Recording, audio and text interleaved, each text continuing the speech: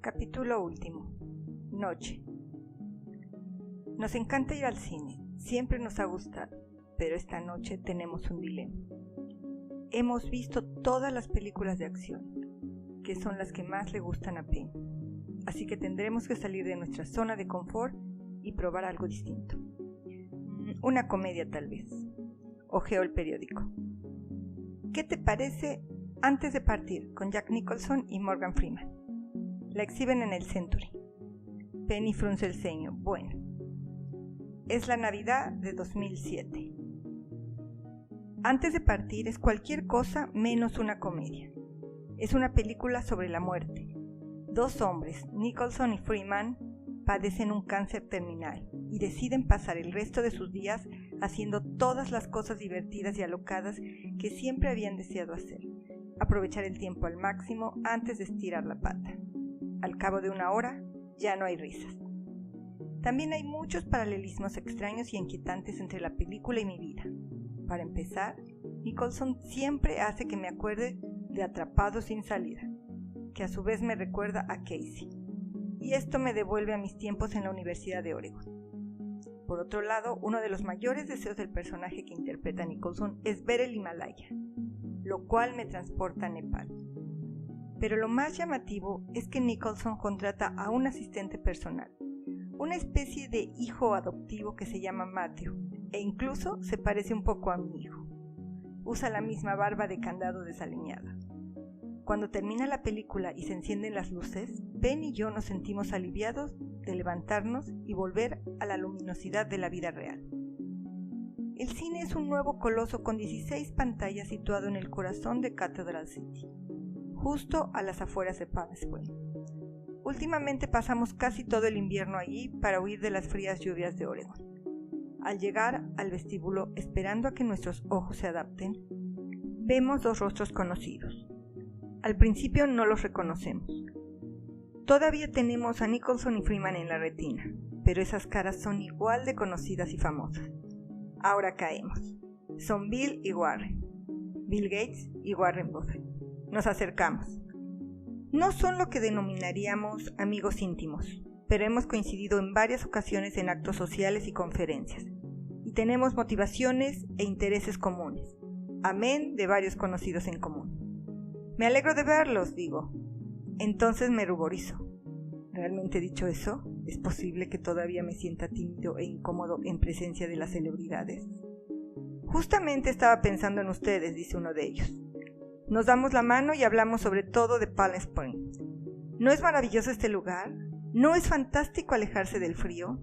Hablamos de familias, negocios y deporte. Detrás de nosotros oigo a alguien susurrar. Mira, son Buffett y Gates. ¿Y quién es el otro? Sonrío, como debe ser. No puedo evitar hacer unos cálculos mentales. En ese momento tengo un valor de $10,000 millones, y esos dos hombres de 5 o 6 veces más cada uno. Llévame de lo irreal a lo real. Penny les pregunta si les ha gustado la película. Sí, aunque es un poco deprimente, dicen ambos mirándose los zapatos. Estoy a punto de preguntar qué les gustaría hacer antes de morir, pero no lo hago. Gates y Buffett parecen haber hecho todo lo que querían en esta vida. Seguro que no les queda ningún deseo por cumplir. Lo cual me lleva a preguntarme, ¿y yo? En casa, Penny toma las agujas de bordar y yo me sirvo una copa de vino. Tomo una libreta y consulto mis notas y listas para mañana. Por primera vez en una temporada, está vacía. Nos sentamos a ver las noticias de las 11, pero tengo la cabeza en otra parte, a la deriva, flotando, viajando en el tiempo. Últimamente es una sensación habitual.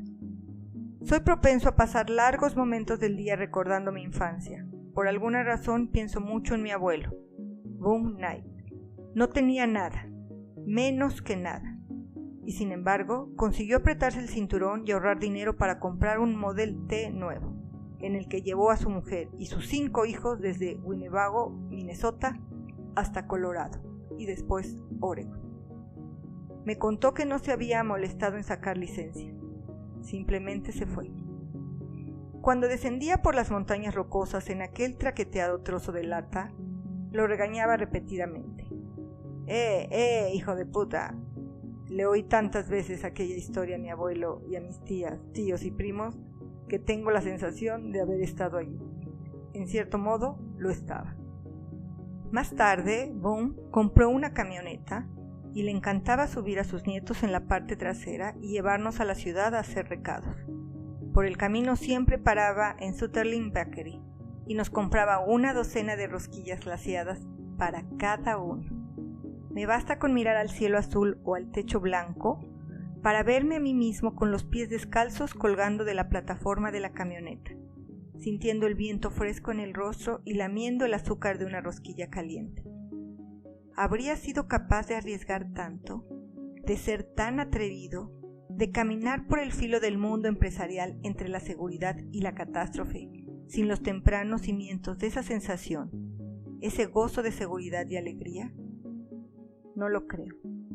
Después de 40 años, he dimitido como consejero delegado de Nike.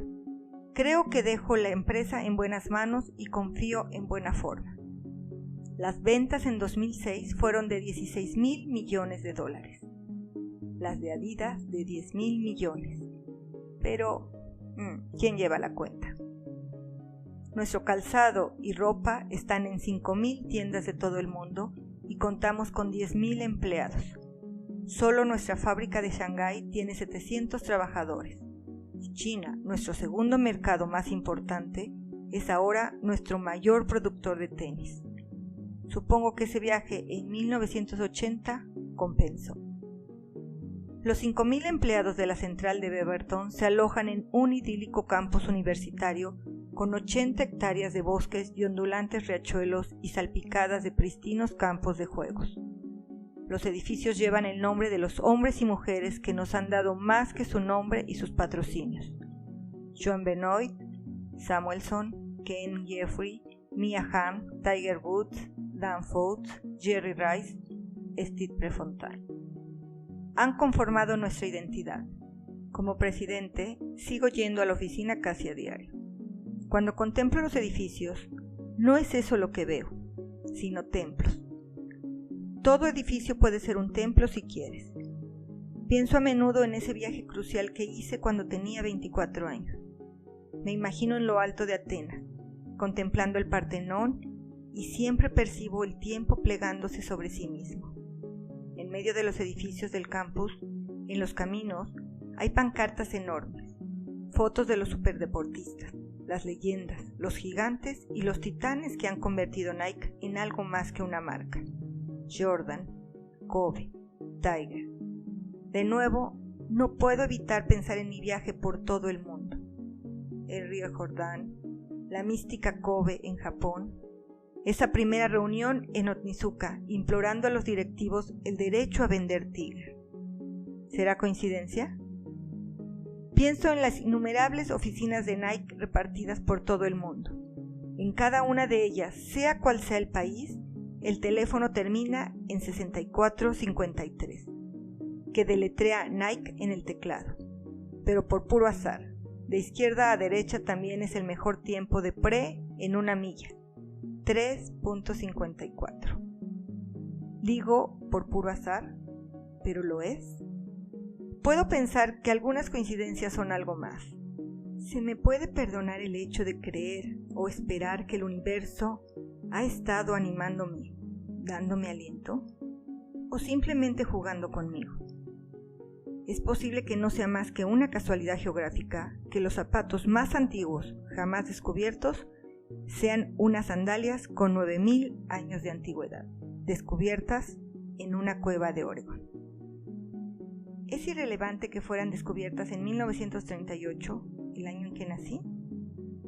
Siempre siento placer, una oleada de adrenalina cuando llego con el coche a la intersección de las dos calles principales del campus, las cuales llevan el nombre de dos de los padres fundadores de Nike. Todo el día, a diario, el guardia de seguridad de la puerta principal ofrece a los visitantes las mismas indicaciones.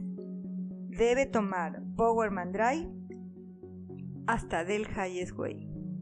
También me encanta pasar junto al oasis situado en el centro del campus, los jardines japoneses Nisho. En cierto sentido, nuestro campus es un mapa topográfico de la historia y el crecimiento de Nike. En otro, es un diorama de mi vida. Y por último, es la encarnación de esa emoción humana tan vital, tal vez la más esencial de todas después del amor: la gratitud. Los empleados más jóvenes de Nike la sienten mucho. Se interesan sobremanera por los nombres de las calles y los edificios y por el pasado, igual que Matthew, cuando suplica su cuento antes de acostarse. Ellos claman por escuchar las viejas historias, abarrotan las salas de reuniones cuando Goodell o Johnson nos visitan. Incluso han formado un grupo de debate, un comité de expertos informal para preservar ese sentido original de innovación. Se denominan el espíritu del 72, lo cual me llena de alegría. Pero no solo los jóvenes de la empresa honran su historia. Recuerdo el mes de julio de 2005, en mitad de un acto, no recuerdo cuál, LeBron James me pide que hablemos en privado. Phil, ¿podemos charlar un momento? Por supuesto. Cuando firmé con ustedes no sabía gran cosa sobre la historia de Nike, así que he estado informándome, dijo. Ah, ¿sí? ¿Eres el fundador? Bueno, cofundador, sí. Muchos se sorprenden. Y Nike se fundó en 1972. Bueno, supongo que sí. Correcto. Así que he ido a mi joyería y les he pedido que buscaran un Rolex de 1972. Me lo entregó y este llevaba grabadas las palabras «Gracias por arriesgarse conmigo». Como de costumbre no dije nada, no sabía qué decir. Pero él no fue un riesgo, sino una apuesta bastante segura. No obstante, tenía razón. Podríamos decir que todo ha girado en torno a arriesgarnos con la gente. Voy a la cocina y me sirvo otra copa de vino. Al volver a la butaca reclinable, observo un rato a Penny bordar y las imágenes se me agolpan en la mente cada vez más rápido. Es como si estuviera bordando recuerdos. Veo a Pete Sampras aplastar a todos sus oponentes en uno de sus numerosos Wimbledon. Tras el punto final, lanza la raqueta a la grada. ¡A mí! Se pasa de largo y golpea al hombre que tenía detrás, quien por supuesto presenta una demanda. Veo al archienemigo de Pete, Andre Agassi, ganar el Abierto de Estados Unidos sin ser cabeza de serie y venir a mi palco tras el último golpe y decir entre lágrimas: «¡Lo conseguimos, Phil!». Me pregunto, ¿lo conseguimos? Sonrío cuando Tiger Woods asesta el último golpe en Augusta. ¿O era St. Andrews? Me da un abrazo mucho más largo de lo que esperaba. Retrocedo hasta los numerosos momentos íntimos que he compartido con él y con Bo Jackson y Michael Jordan, hospedándome en casa de Michael en Chicago. Tomo el teléfono que hay junto a la cama del cuarto de invitados y descubro que hay una voz al otro lado. ¿En qué puedo ayudarle? ¿Es el servicio de habitaciones? Un verdadero servicio de habitaciones las 24 horas del día para satisfacer cualquier deseo que tuvieras. Colgué el teléfono boquiabierto.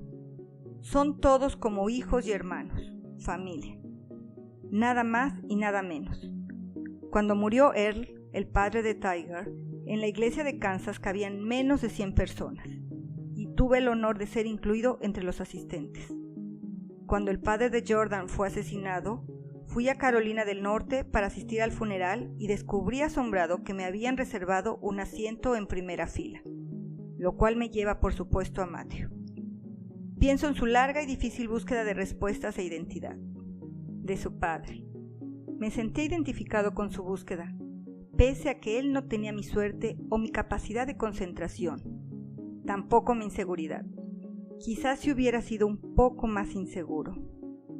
En su búsqueda de sí mismo abandonó la universidad, experimentó, se aventuró, se rebeló, se enfadó y huyó. Nada funcionó. Al fin, en 2000, parecía disfrutar de su condición de marido, padre y filántropo. Colaboraba con Mi Casa, Su Casa, una organización benéfica que estaba construyendo un orfanato en El Salvador. En una de sus visitas, tras varios días de duro y satisfactorio trabajo, se tomó un descanso. Fue con 2 amigos a bucear a Ilopango, un lago de gran profundidad. Por alguna razón decidió comprobar hasta dónde podía llegar. Decidió correr un riesgo que ni siquiera su padre, una persona adicta al peligro, habría corrido nunca. Algo salió mal. A 45 metros de profundidad perdió el conocimiento. Si pensara en los últimos momentos de Matthew intentando respirar, Creo que mi imaginación me permitiría saber cómo se sintió. Después de los miles de millas que he recorrido, conozco la sensación de luchar por la siguiente inspiración, pero jamás dejaré que mi imaginación llegue hasta ahí. Aún así, he hablado con los 2 amigos que estaban con él. He leído todo lo que he podido sobre accidentes de buceo. Según tengo entendido, cuando las cosas se complican, el buceador siente algo denominado efecto Martini. Cree que todo va bien, es más, se siente eufórico. Me digo a mí mismo que eso es lo que debió de sucederle a Matthew, porque en el último segundo se quitó la boquilla del regulador. Elijo creerme este escenario de euforia, creer que mi hijo no sufrió, que mi hijo era feliz. Lo elijo porque es la única manera que tengo de seguir adelante. Ben y yo estábamos en el cine cuando nos enteramos. Habíamos ido a la función de las 5, a ver la segunda parte de Shrek. A mitad de la película nos dimos la vuelta y vimos a Travis en el pasillo. ¿Travis? ¿Travis? Tienen que venir conmigo, susurró en la oscuridad. Recorrimos el pasillo y salimos del teatro, de la oscuridad a la luz. Una vez fuera dijo, me acaban de llamar del Salvador. Penny se desplomó y Travis la ayudó a levantarse. Rodeó a su madre con el brazo y yo me fui tambaleándome hasta el final del pasillo, llorando desconsolado. Recuerdo incluso las 7 extrañas palabras que venían a la mente una y otra vez como si fueran el verso de un poema. De modo que es así como termina. A la mañana siguiente la noticia estaba en todas partes. Internet, la radio, los periódicos y la televisión aireaban los hechos. Penny y yo echamos las cortinas, cerramos las puertas a cal y canto y perdimos el mundo de vista. Pero no antes de que nuestra sobrina Britney se instalara con nosotros. Al día de hoy sigo creyendo que nos salvó la vida. Todos los deportistas de Nike me escribieron, enviaron correos electrónicos o telefonearon. Todos y cada uno de ellos, pero el primero fue Tiger Woods. Llamó a las 7:30 de la mañana. Nunca lo olvidaré, ni toleraré que nadie hable mal de él en mi presencia. Otro de los primeros en llamar fue Alberto Salazar, un corredor de larga distancia tremendamente competitivo que ganó 3 maratones de Nueva York seguidos con unos Nike. Siempre lo querré por muchas cosas, pero sobre todo por esa muestra de preocupación. Ahora es entrenador y recientemente llevó a unos cuantos corredores a Beaverton. Estaban realizando un entrenamiento suave en mitad de Ronald Field cuando alguien se dio la vuelta y lo vio en el suelo intentando respirar. Era un infarto. Estuvo legalmente muerto durante 15 minutos, hasta que los paramédicos lo reanimaron y lo llevaron a St. Vincent. Conozco bien ese hospital.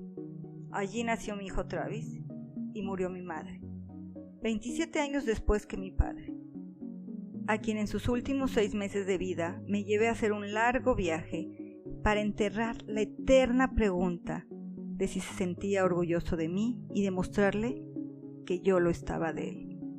Recorrimos el mundo entero, encontramos Nike en todos los países que visitamos y cada vez que veía el logo le brillaban los ojos. El dolor de su impaciencia y su hostilidad hacia mi idea descabellada se habían apagado. Habían desaparecido hacía mucho tiempo. Pero el recuerdo no. Entre padres e hijos las cosas han sido así desde los albores de los tiempos. Mi padre hizo todo lo que pudo para disuadirme de ser golfista profesional. Me confesaba un día Arnold Palmer en el Masters. Sonreí. ¿Quién lo diría? Al entrar en el vestíbulo de St. Vincent para visitar a Alberto, me dieron la bienvenida unas visiones que tuve de mis padres. Los notaba en el codo, en la oreja. Creo que la suya era una relación difícil, como un iceberg. Casi todo estaba debajo de la superficie. En su casa de Claiborne Street, la tensión se escondía y la calma y la razón prevalecían casi siempre por su amor hacia nosotros. No se expresaba con palabras ni se exteriorizaba, pero allí estaba siempre. Mis hermanas y yo nos criamos sabiendo que nuestros padres, aun siendo muy diferentes de nosotros, nos querían. Ese es su legado, esa su perdurable victoria. Fui a la unidad cardíaca y vi el habitual cartel en la puerta. Prohibido el paso. Lo ignoré. Enfilé el pasillo y busqué la habitación de Alberto, quien levantó la cabeza de la almohada y consiguió esbozar una sonrisa dolorida. Le di una palmada en el brazo y hablamos un buen rato. Luego vi que se sentía cansado. Nos vemos pronto, dije. Extendió la mano y me agarró la mía. Si me pasa algo, prométeme que cuidarás de Galen, su deportista, al que había estado entrenando. Era como un hijo para él. Lo entendía. Vaya si lo entendía. Por supuesto, respondí. Por supuesto, Galen, dalo por hecho. Salí de la habitación sin oír apenas los pitidos de las máquinas, las risas de las enfermeras y el paciente que gemía al fondo del pasillo. Pensé en aquella frase: son solo negocios. Nunca son solo negocios, nunca lo serán. Si alguna vez se trata solo de negocios, significará que es uno muy malo. Es hora de acostarse, dice Penny mientras guarda sus agujas de bordar. Sí, voy en un minuto. Sigo pensando en una frase de antes de partir. Uno se mide por la gente que se mide por ti. No recuerdo si la decía Nicholson o Freeman. La frase es muy cierta y me transporta a Tokio, a las oficinas de Nisho. Fui de visita allí recientemente. Sonó el teléfono. «Es para usted», dijo el recepcionista japonés que me tendió el auricular. ¿Para mí? Era Michael Johnson, el 3 veces medallista de oro y dueño del récord mundial en 200 y 400 metros. Lo consiguió todo llevando nuestros tenis. Casualmente estaba en Tokio y se había enterado de que yo también. «¿Te apetece que cenemos juntos?», preguntó. Me sentí halagado, pero le dije que no podía. Nisho iba a celebrar un banquete en mi nombre. Le invité a asistir. Horas después estábamos sentados en el suelo delante de una mesa cubierta de shabu shabu, brindando una y otra vez con sake. Nos reímos, lanzamos hurras, chocamos los vasos y algo pasó entre nosotros. Lo mismo que me sucede con la mayoría de los deportistas con los que trabajo. Una química, una camaradería, una especie de conexión. Es breve, pero ocurre casi siempre. Y sé que es una de las cosas que estaba buscando cuando di la vuelta al mundo en 1962. Estudiar el yo es olvidar el yo. Mi casa, su casa. La unidad, de algún modo o forma, es lo que han estado buscando todas las personas que he conocido. Pienso en los que no han llegado hasta aquí. Bowerman murió la Nochebuena de 1999 en Fossil. Había vuelto a su ciudad natal. Como siempre, sospechamos que lo haría. Todavía tenía una casa en la cima de una montaña que coronaba el campus, pero decidió dejarla y trasladarse con la señora Bowerman a una residencia de ancianos de Fossil. Necesitaba volver al lugar donde había empezado. ¿Se lo dijo a alguien o me lo estoy imaginando murmurándoselo a sí mismo? Recuerdo que cuando era estudiante de segundo año de universidad, teníamos una doble competición con el estado de Washington en Pullman y Bowerman pidió al conductor del autobús que pasara por Fossil para enseñárnoslo. Cuando me enteré de que se acostó y no volvió a despertarse, recordé de inmediato aquel sentimental desvío. Fue Yakua quien llamó. Estaba leyendo el periódico mientras el árbol de Navidad no dejaba de brillar. Uno siempre recuerda los detalles más extraños de esos momentos. Se me entrecortaba el habla. «Te llamo más tarde», le dije. Fui a mi guarida en el piso de arriba y apagué las luces. Con los ojos cerrados reproduje 1.000.000 de momentos, entre ellos aquella lejana cena en el Hotel Cosmopolitan. ¿Trato hecho? Trato hecho. Pasó 1 hora hasta que pude volver al piso de abajo. Aquella noche renunció a los pañuelos de papel y me eché una toalla al cuello. Algo que había aprendido de otro querido entrenador, John Thompson. Strasser también falleció de forma repentina. Sufrió un infarto en 1993. Era muy joven. Fue una tragedia, sobre todo porque sucedió justo después de que tuviéramos una discusión. Strasser había sido fundamental para fichar a Jordan, para construir su marca alrededor de las suelas con aire de Rudy. Air Jordan cambió Nike.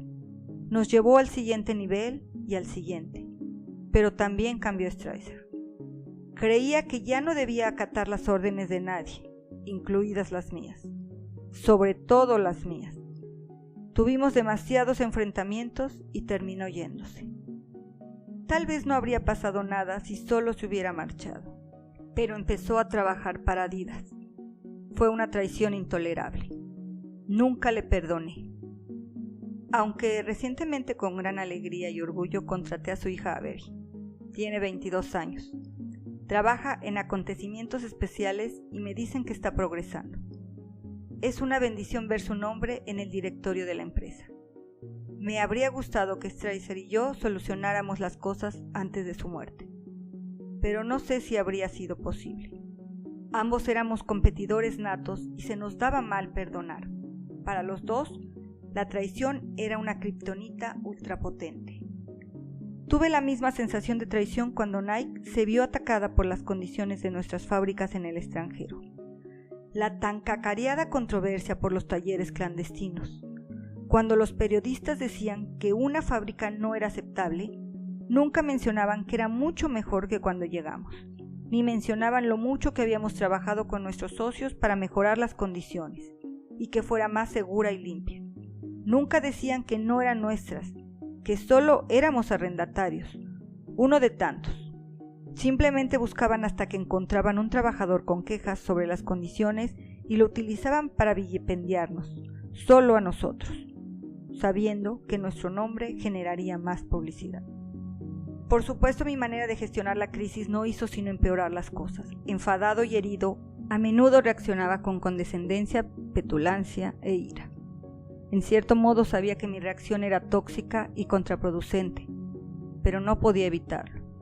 No es fácil mantener el equilibrio cuando te despiertas un día pensando que estás creando puestos de trabajo, ayudando a los países pobres a modernizarse y permitiendo que los deportistas alcancen la excelencia, y descubres una efigie tuya en llamas delante de la tienda insignia de nuestra ciudad natal. La empresa reaccionó igual que yo, de forma visceral. Todo el mundo iba dando tumbos. Muchas noches las luces estaban encendidas en Beaverton y en las salas de reuniones, y los despachos se mantenían conversaciones introspectivas. Aunque sabíamos que muchas de las críticas eran injustas, que Nike era un símbolo, un chivo expiatorio y no el verdadero culpable, daba igual. Teníamos que reconocer que podíamos hacer mejor las cosas. Nos dijimos a nosotros mismos que debíamos hacerlo mejor. Entonces le dijimos al mundo: observa, convertiremos nuestras fábricas en ejemplos a seguir. Y lo hicimos. En los años transcurridos desde los titulares negativos y las exclusivas sensacionalistas, hemos aprovechado la crisis para reinventar la empresa de arriba abajo. Por ejemplo, uno de los aspectos más negativos de una fábrica de zapatos era la sala de gomas, donde se cosen las capelladas y las suelas.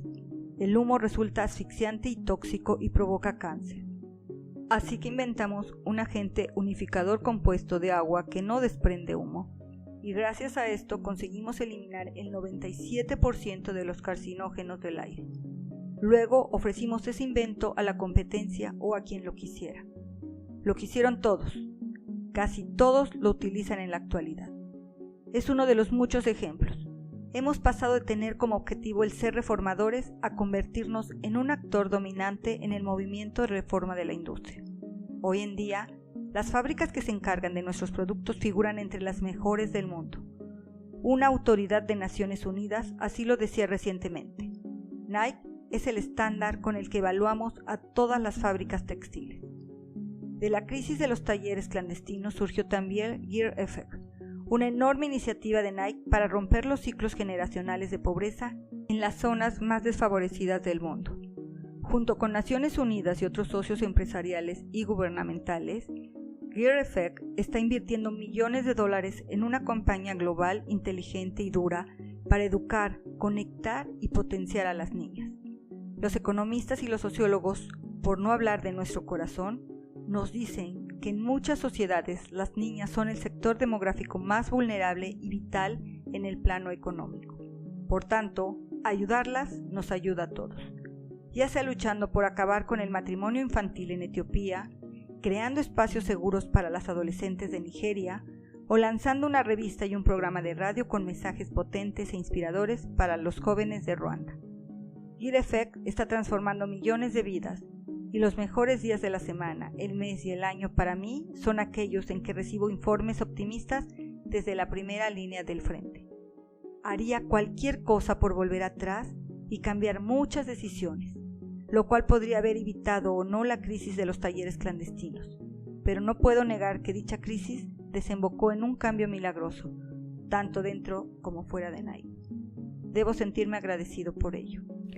Por supuesto, siempre estará la cuestión de los salarios. La paga de un trabajador de una fábrica en el tercer mundo resulta tremendamente baja para los estadounidenses, y lo entiendo. Aún así, debemos trabajar dentro de los límites y estructuras de cada país y economía. No podemos pagar lo que queramos. En un país que no mencionaré, cuando intentamos aumentar los salarios, nos llevamos una reprimenda. Nos citaron en el despacho de un miembro del gobierno y nos ordenaron que desistiéramos. Estábamos alterando la economía de la nación, dijo. No está bien ni es factible que un trabajador de una fábrica de calzado gane más que un médico, insistió. El cambio nunca llega tan rápido como queremos. Pienso continuamente en la pobreza que vi cuando recorría el mundo en los años 60. Entonces, ya sabía que la única respuesta a esa pobreza eran los trabajos no especializados. Muchos. Esta teoría no la elaboré yo solo. Se la oí a todos los profesores de economía que tuve, tanto en Oregon como en Stanford. Y todo lo que he visto y leído después la respalda. El comercio internacional siempre beneficia a los dos países implicados. Otra cosa que decían a menudo esos mismos profesores era la vieja máxima: cuando un producto no cruza las fronteras internacionales, lo hacen los soldados. Aunque es de todo sabido que he definido el negocio como una guerra sin balas, en realidad es un maravilloso baluarte contra el conflicto bélico. El comercio es el camino de la coexistencia y la cooperación. La paz se alimenta de prosperidad. Por eso, torturado como estaba por la guerra de Vietnam, siempre juré que algún día Nike tendría una fábrica en Saigón o cerca de allí. En 1997 teníamos 4. Me sentía muy orgulloso, y cuando me enteré de que el gobierno vietnamita iba a reconocernos como uno de los 5 máximos generadores de divisas extranjeras del país, creí que tenía que visitarlo. Fue un viaje doloroso. No sé si era consciente del odio que abrigaba hacia la guerra de Vietnam hasta que volví 25 años después de que se firmara la paz y estreché la mano a nuestros viejos antagonistas. Un día, mis anfitriones tuvieron la gentileza de preguntarme qué podían hacer por mí, qué podía convertir mi viaje en algo especial o memorable. Se me hizo un nudo en la garganta. Les dije que no quería causar molestias, pero insistieron. De acuerdo, dije, de acuerdo. Me gustaría reunirme con el general Vo Nguyen Giap, de 86 años, el MacArthur vietnamita que derrotó él solo a los japoneses, los franceses, los estadounidenses y los chinos. Mis anfitriones me miraron anonadados. Poco a poco se levantaron y se dirigieron a un rincón, donde conversaron en frenético vietnamita. Volvieron a los 5 minutos. Mañana, dijeron, 1 hora. Hice una gran reverencia y me puse a contar los minutos que faltaban hasta el gran encuentro. En lo primero que me fijé cuando el general Giap entró en la sala fue en su estatura. Aquel combatiente brillante, aquel genial estadista que había organizado la ofensiva del Tet, que había planeado las millas y millas de túneles subterráneos, aquel gigante de la historia, me llegaba al hombro. Medía quizá 1,65 m y era humilde. Giap no llevaba pipa de mazorca de maíz. Recuerdo que llevaba un traje oscuro como el mío, que sonreía cuando yo lo hacía, tímidamente, con incertidumbre, pero irradiaba fuerza. Había visto esa confianza reluciente en los grandes entrenadores y líderes empresariales, la élite de la élite. Nunca la vi delante del espejo. Sabía que tenía preguntas que hacerle y esperó a que las formulara. Me limité a decir, ¿cómo lo hizo? Vi que le temblaban las comisuras de los labios. ¿Era una sonrisa tal vez?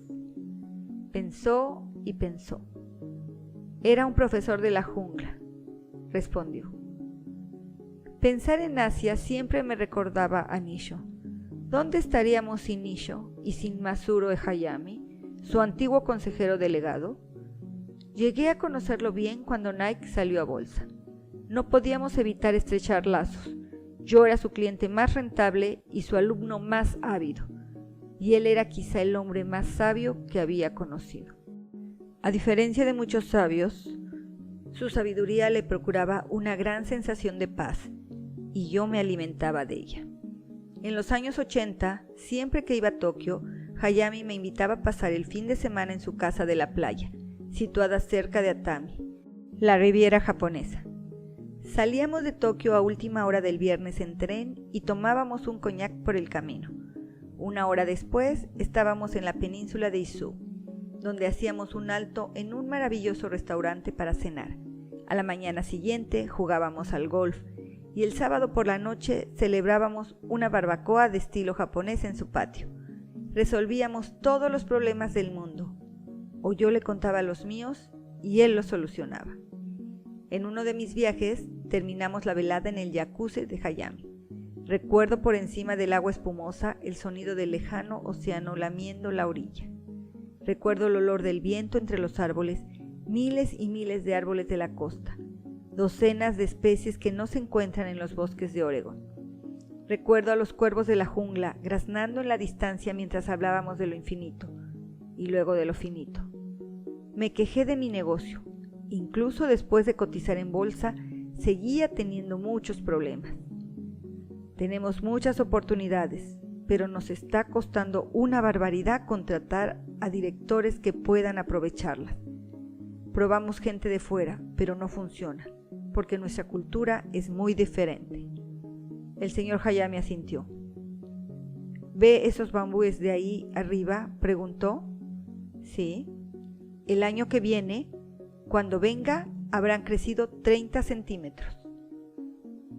Los observé. Lo entendía. Cuando volví a Oregón intenté cultivar y hacer crecer el equipo de directivos que teníamos. Lentamente, con más paciencia, con la mirada puesta en la formación y en la planificación a largo plazo. Amplié miras y funcionó. Cuando volví a ver a Hayami, se lo conté. Él se limitó a sentir una vez, «Hi», y volvió la cabeza. Hace casi 3 décadas, Harvard y Stanford empezaron a estudiar a Nike y a compartir su investigación con otras universidades, lo cual ha generado numerosas oportunidades para que visite diferentes facultades, participe en estimulantes debates académicos y siga aprendiendo. Siempre disfruto paseando por un campus. Además de resultarme vigorizante, considero que los estudiantes de hoy en día son mucho más inteligentes y competentes que los de mi época, aunque también los encuentro mucho más pesimistas. A veces preguntan desanimados, ¿hacia dónde va Estados Unidos? ¿Hacia dónde va el mundo? ¿O dónde están los nuevos emprendedores? ¿O estamos condenados como sociedad a un futuro peor para nuestros hijos? Les hablo del Japón devastado que vi en 1962. Les hablo de los escombros y las ruinas que gestaron a hombres sabios como Hayami, Ito y Sumeragi. Les hablo de los recursos naturales y humanos, no explotados, que el mundo tiene a su disposición, de las múltiples maneras que existen de resolver sus numerosas crisis. Lo único que debemos hacer, les digo a los estudiantes, es trabajar y estudiar y trabajar, tanto como podamos. Dicho de otro modo, todos debemos ser profesores de la jungla. Apago las luces y me voy a la cama. Me acurruco con un libro a su lado, pero Penny se ha quedado dormida. Esa química, esa sensación de sincronización desde el primer día. Contabilidad 101. Sigue ahí. Los conflictos que tenemos se han centrado sobre todo en cuestiones de trabajo y familia. Encontrar el equilibrio. Definir la palabra equilibrio. en nuestros momentos más difíciles, hemos conseguido emular a los deportistas que más admiro. Hemos resistido. Hemos seguido adelante. Me deslizo cuidadosamente bajo el edredón para no despertarla, y pienso en otros que han resistido. Hayes vive en una granja en el valle de Tualatin, 43 hectáreas ondulantes con una increíble colección de excavadoras y material pesado. Padece algunos problemas de salud, pero sigue adelante con lo que le gusta. Goodell vive con su mujer en el centro de Oregón. Durante años piloteó un avión privado y dedicó una mentada a todos los que aseguraban que sería incapaz de hacerlo, sobre todo porque un avión privado significaba no tener que preocuparse de que una aerolínea le perdiera la silla de ruedas. Es uno de los mejores narradores de la historia de Nike. Mi anécdota favorita, naturalmente, es una sobre el día que salimos a bolsa. Pidió a sus padres que se sentaran y les dio la noticia. ¿Qué significa eso?, preguntaron. Significa que el préstamo de $8,000 que le hicisteis a Phil ahora vale $1,600,000. Se miraron el uno al otro y después a Goodell. No lo entiendo, dijo su madre. Si no puedes confiar en la empresa en la que trabaja tu hijo, ¿en quién vas a confiar? Cuando abandonó Nike, Goodell se convirtió en director del puerto de Portland, donde gestionaba todos los ríos y aeropuertos. Un hombre inmovilizado guiando todo aquel movimiento, precioso. También es el principal accionista y director de una exitosa cervecera artesanal. Siempre le gustó la cerveza. Pero cuando quedamos para cenar me dice, claro que su máximo motivo de felicidad y orgullo es Dan, que irá a la universidad. Johnson, el viejo antagonista de Goodell, vive en medio de un poema de Robert Frost, en algún lugar del New Hampshire rural. Ha convertido un viejo establo en una mansión de 5 plantas que él denomina su fortaleza de soledad. Se ha divorciado en 2 ocasiones y ha abarrotado el lugar con docenas de butacas para leer y miles de libros, y los clasifica utilizando un extenso catálogo de fichas. Todos los libros tienen numeración y una ficha que incluye autor, fecha de publicación, sinopsis y su localización exacta en la fortaleza, por supuesto. Por la finca de Johnson corretean y brincan innumerables pavos silvestres y ardillas rayadas, a la mayoría de los cuales ha bautizado. Los conoce a todos tan bien, tan íntimamente, que sabe decirte cuando alguno empieza tarde la hibernación. A lo lejos, en una extensión de pasto alto y arces oscilantes, ha construido un segundo establo sagrado, que ha pintado, barnizado, amueblado y llenado con el exceso de su biblioteca personal, además de varios pales de libros de segunda mano que compra en remates de librerías. A esta utopía literaria la denomina Hoarders y está abierta las 24 horas del día de forma gratuita para quien necesite un lugar donde leer y pensar. Es el empleado a tiempo completo número 1. Me ha dicho que en Europa hay camisetas que dicen ¿dónde está Jeff Johnson?, como la famosa frase inicial de Ayn Rand. ¿Quién es John Gall? La respuesta es ahí justo, donde debe estar. Cuando el dinero empezó a entrar a raudales, nos afectó a todos. No mucho, y no por mucho tiempo, porque no era la motivación de ninguno de nosotros. Pero esa es la naturaleza del dinero. Lo tengas o no, lo quieras o no, te guste o no, definirá tu día a día. Nuestra labor como seres humanos es no permitir que lo haga. Me compré un Porsche, intenté comprar Los Ángeles Clippers y acabé en un pleito con Donald Sterling. Llevaba lentes de sol en todas partes, en interiores y al aire libre. Hay una foto mía con un gran sombrero de cowboy gris. No sé dónde, ni cuándo, ni por qué. Tenía que sacarlo de dentro. Ni siquiera Penny era inmune. Compensando en exceso la inseguridad de su infancia, se paseaba con miles de dólares en el bolso. Compraba centenares de productos básicos, por ejemplo, rollos de papel higiénico de una tacada. No tardamos en volver a la normalidad.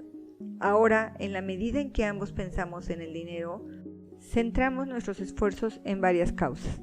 Donamos $100 millones al año y cuando no estemos, daremos casi todo lo que quede. En este momento estamos construyendo un reluciente campo de baloncesto en la Universidad de Oregon, el Matthew Knight Arena. El logotipo del círculo central será el nombre de Matthew, con forma de una puerta torii, de lo profano a lo sagrado. También estamos ultimando la construcción de unas nuevas instalaciones deportivas que planeamos dedicar a Dot y Lota, nuestras madres. Una placa situada a la entrada llevará la inscripción porque las madres son nuestros primeros entrenadores. ¿Quién sabe lo distintas que habrían sido las cosas si mi madre no hubiera impedido que el podólogo me estirpara aquella verruga y me hubiera dejado renqueante una temporada entera? O si no me hubiera dicho que podía correr rápido. O si no hubiera puesto a mi padre en su sitio cuando me compró el primer par de Limber Up. Siempre que vuelvo a Eugene y paseo por el campus, pienso en ella. Siempre que estoy delante de Hayward Field, pienso en la carrera silenciosa que corrió, en las numerosas carreras que todos hemos corrido. Me apoyo en la valla, contemplo la pista y escucho el viento, pensando en Bowerman, con su corbata de cordón al aire. Pienso en Pre. Dios lo tenga en su gloria. Cuando me doy la vuelta, me da un vuelco el corazón.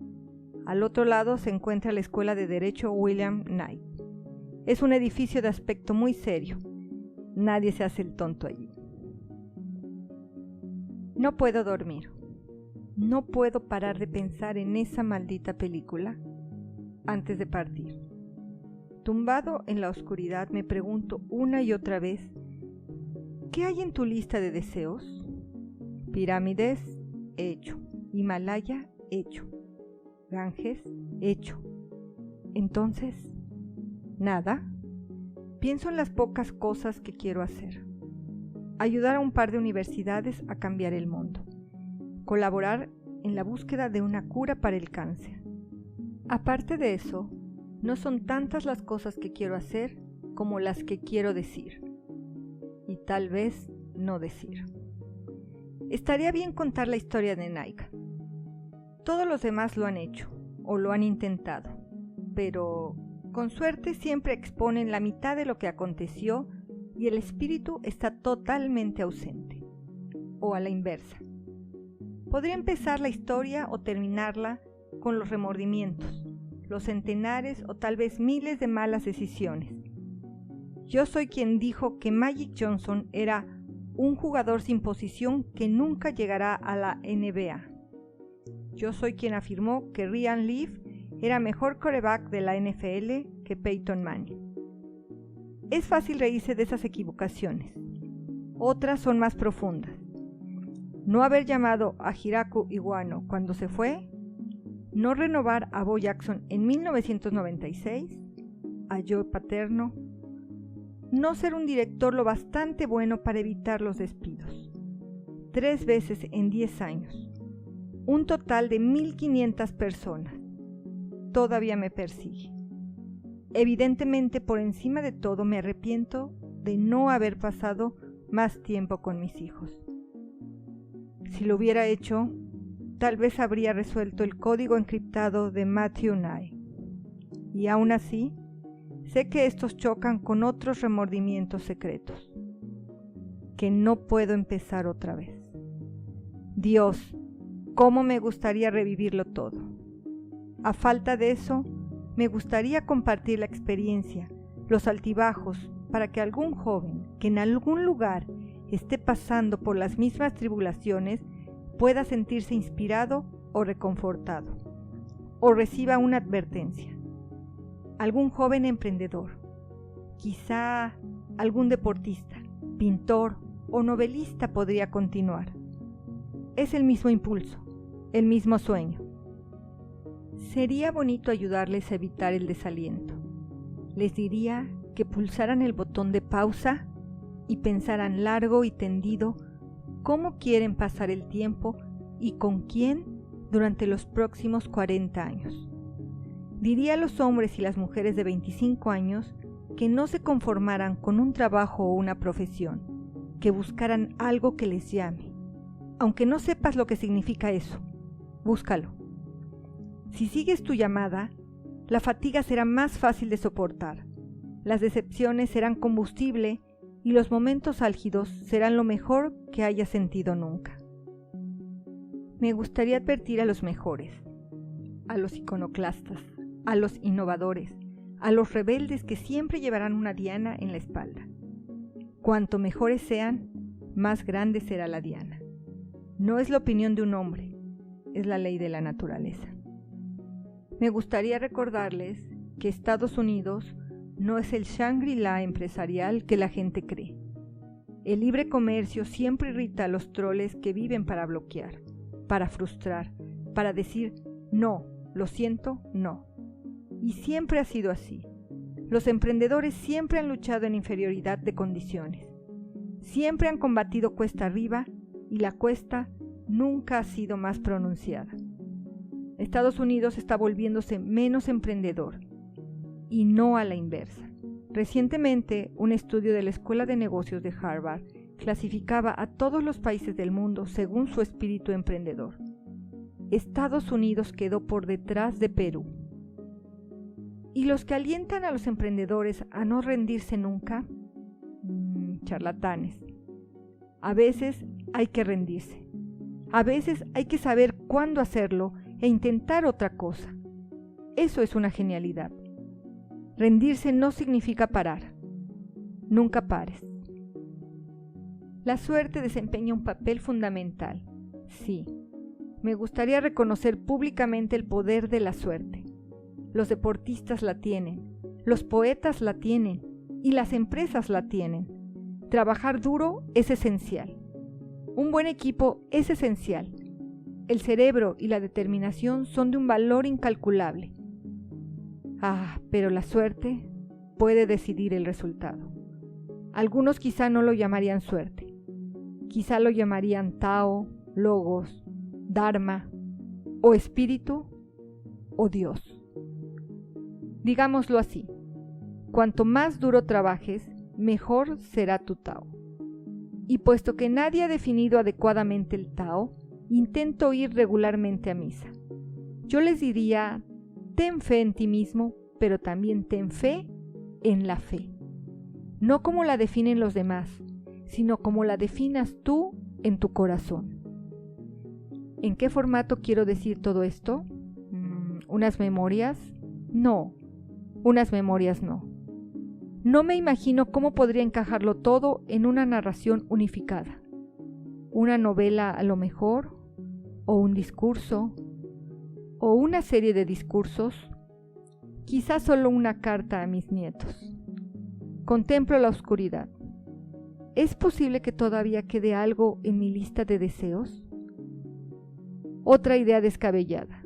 De repente, el cerebro me va a mil. Gente a la que debo llamar, cosas que debo leer. Tendré que ponerme en contacto con Goodell. Debería preguntarle si tiene copias de las cartas de Johnson. Había tantas. En casa de mis padres, donde sigue viviendo mi hermana Joan, debe de haber una caja con las diapositivas de mi vuelta al mundo. Queda tanto por hacer, tanto por aprender, tanto que desconozco sobre mi propia vida. Ahora sí que no puedo dormir. Me levanto y tomo una libreta de la mesa. Voy al salón y me siento en la butaca reclinable. Me invade una sensación de quietud, una inmensa paz. Miro la luna que brilla al otro lado de la ventana. La misma luna que inspiró a los ancestrales maestros zen a no preocuparse por nada. Bajo la luz intemporal y clarificadora de esa luna, empiezo a confeccionar una lista.